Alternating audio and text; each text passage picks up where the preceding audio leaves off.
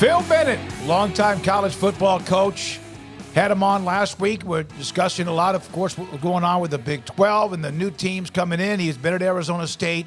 He joins us now on Mondays in the 5 o'clock hour, Paul Craig and David Smoak. So you were at the Beverly Hills Hilton. How long were you there?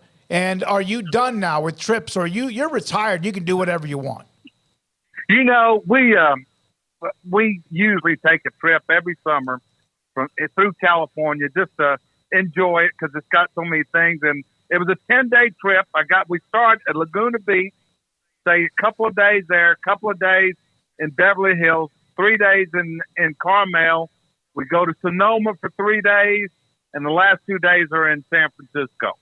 So we sort of cover the whole state. Did you manage to keep the shopping down to a minimum in Beverly Hills, Coach? I gotta tell you something. My wife, she works. She's a banker, does well, but she's tighter than a drum. I told her, I said, listen, we're going over to the shopping area. I said, I'm going to buy you something. And you know what she let me buy her? A pair of Nike shoes. Wow. I mean, so I'm married to a pretty good woman. Now, the wine at Mr. Chow's is a different. It was more than both our shoes, so that worked out.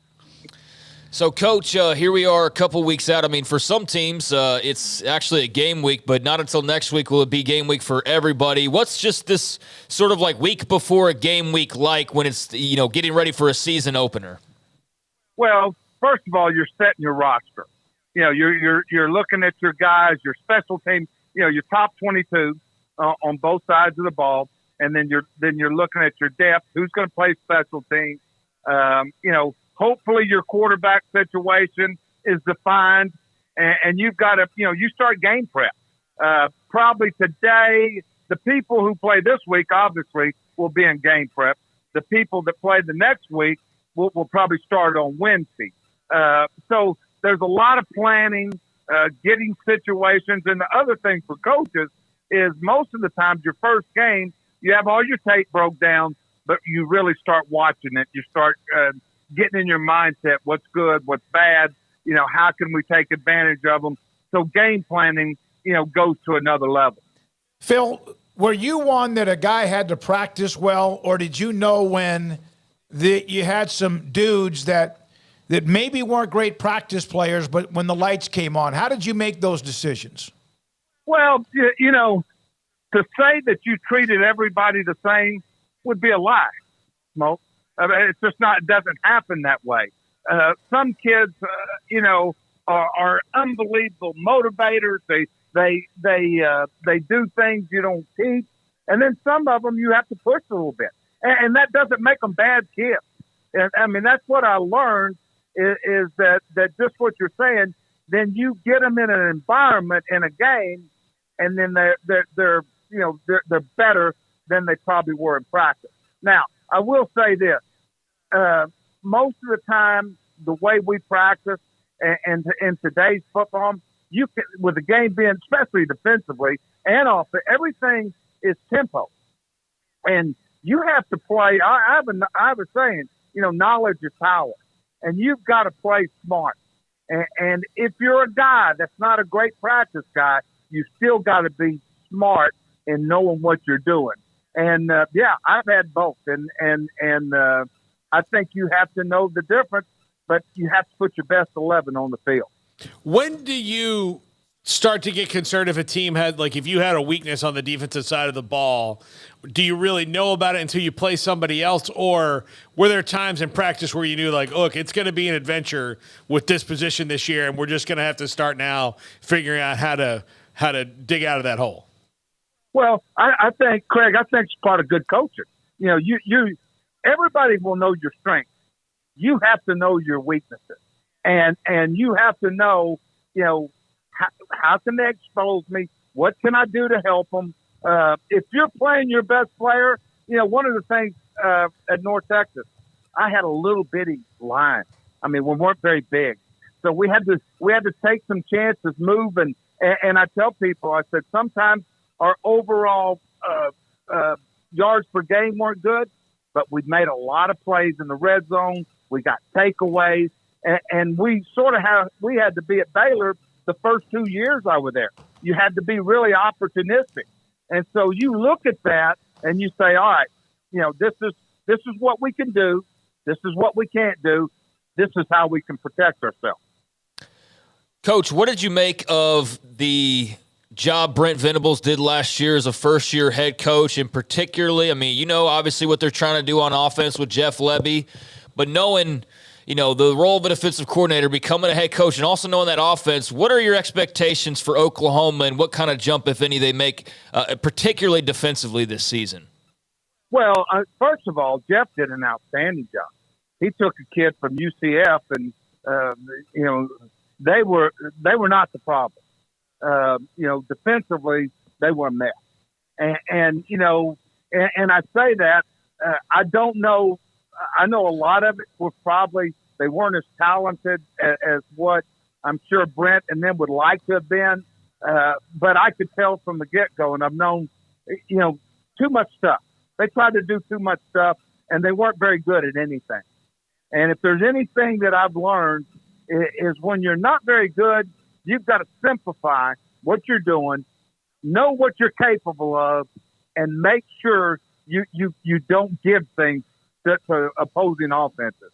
I remember watching the Texas game, and I could tell they were dialing it up on defense. They left people uncovered. They used to do it against us. Brent wants to be perfect in every call that he makes. Hard to do nowadays with tempo offense and stuff. You've got to incorporate an automatic system. I don't think they've ever done that. He didn't face it as much against Clemson. One of the games I remember vividly when I was at Baylor is North Carolina, when we played them in the bowl game. Arch's last game had played Clemson for the championship. Seth Luttrell was the offensive coordinator at North Carolina, did, tempo, spread the field fast. And I think, and you tell me if I'm wrong, Smoak, but I think it was like a 42-40 game. And North Carolina got an onside kick late in the game. They didn't give it to them, or I think they would have beat Clemson in that ACC championship game. So Brett sort of struggled playing up with those things. And it's because he wants to be perfect. Now, he's still a heck of a coach. I'm not saying that at all. But the game, you better involve. And the thing I would bet this year, they're a lot more simple and sound on defense than they were last year. Is that something you learned pretty quick when you were coaching against a high-tempo offense or up-tempo offense in practice was as complex as I'd like to make this, you knew it from your side. There's no playbook on the other side of the ball. They're not carrying around anything and trying to, learn and memorize and have flashcards or anything. It was all simplicity that you had to respond in kind because the sweet spot of that offense is in its simplicity. I don't think there's any doubt. I think you're dead right. If you try to sit there and you're trying to sub and you're trying to get the matchup, you're not going to play very well. Not against, and like I say, I can remember in 11, we were a patchwork defense. We beat Oklahoma. And if you remember, we had guys scot-free going down the field because they were trying to sub. They were trying to do this.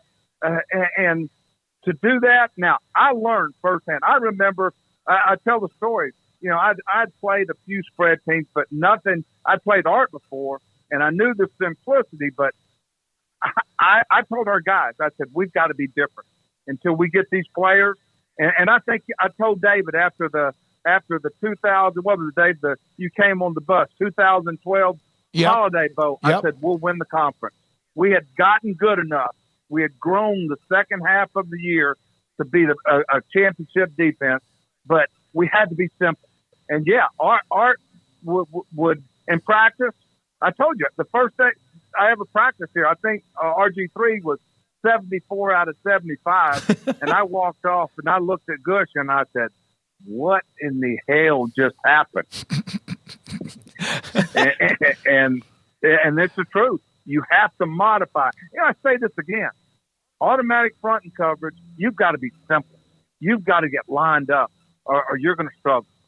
How often did just going against that offense early on, and you were trying to you found the JUCO cornerbacks and I know Joe Williams was one, and I just went blank on KJ Morton. KJ Morton. Yeah. How many times though? And my basketball player from Gonzaga.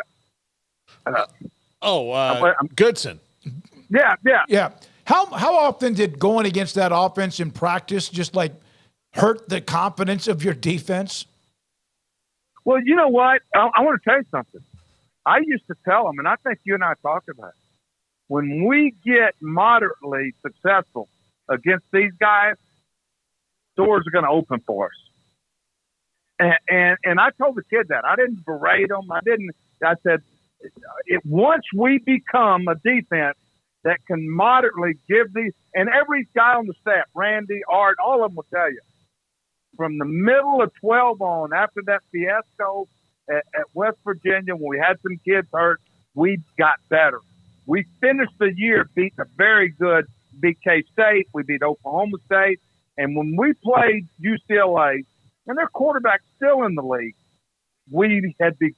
Eddie Lackey had gotten better. Hager we became a different team. But it was a learning experience. And if I said anything different, I would be lying.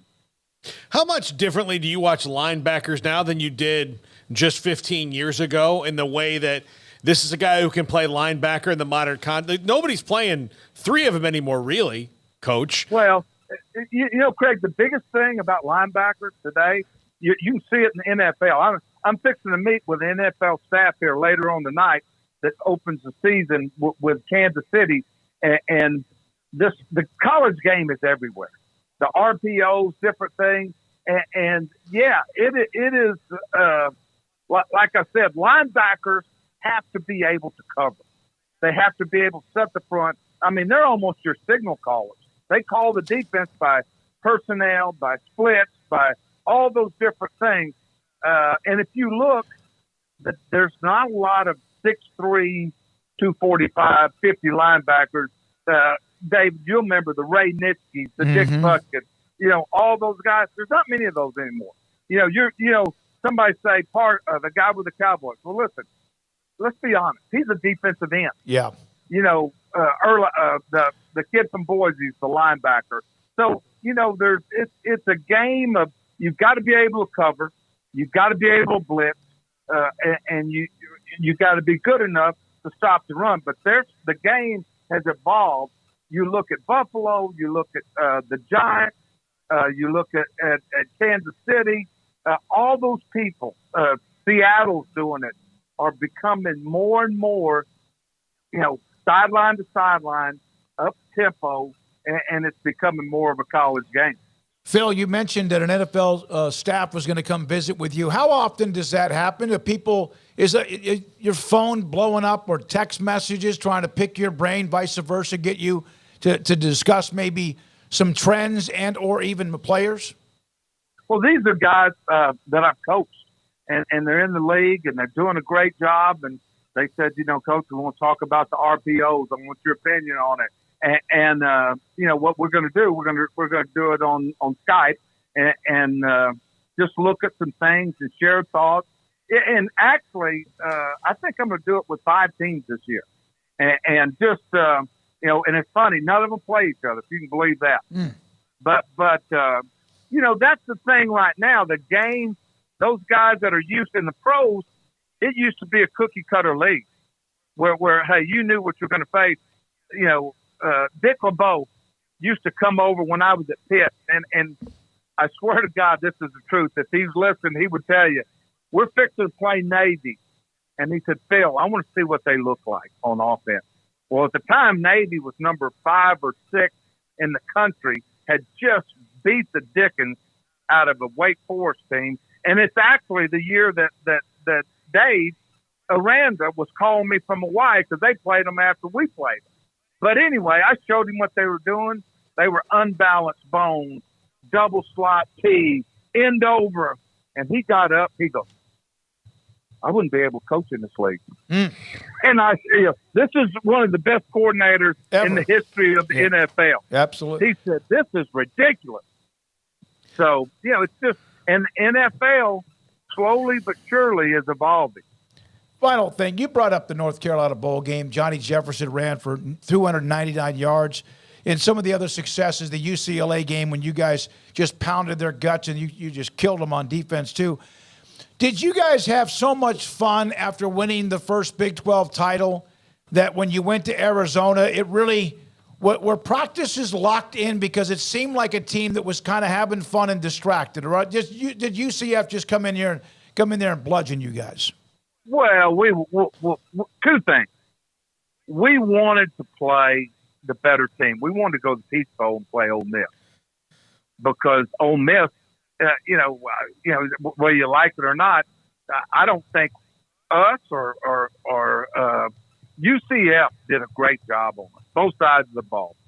But at the same time, I felt, if you remember, it was hectic for all of us because that was when Texas offered Art the job. Mm-hmm. And while we were out there, the kids are asking, everybody's asking, and it was distracted. But I would never take away anything what they did. They, their quarterback, and we did not tackle well defensively. We were basically a mess. And then offensively, we had guys wide open. We couldn't make the throw. And they beat us, and that's all you can say about it. All right, next Monday, right back with you at 5 o'clock. We'll have a few games. Notre Dame plays Navy and Ireland, but we'll be able to look ahead to some of the games. Can't wait to start looking back at the college weekend. When does Florida play Utah? That'll be a good game. That's the Labor Day, yeah. right before Labor Day. Yeah, that second week. The first weekend in September, Well, good deal. I'm looking forward to it, guys. Thank you. We are too. Phil Bennett, former college football coach, coached as a head coach at SMU, was interim at Pitt when Dave Wanstedt moved on, and so he's going to be with us on Mondays. And the ability to look back at games.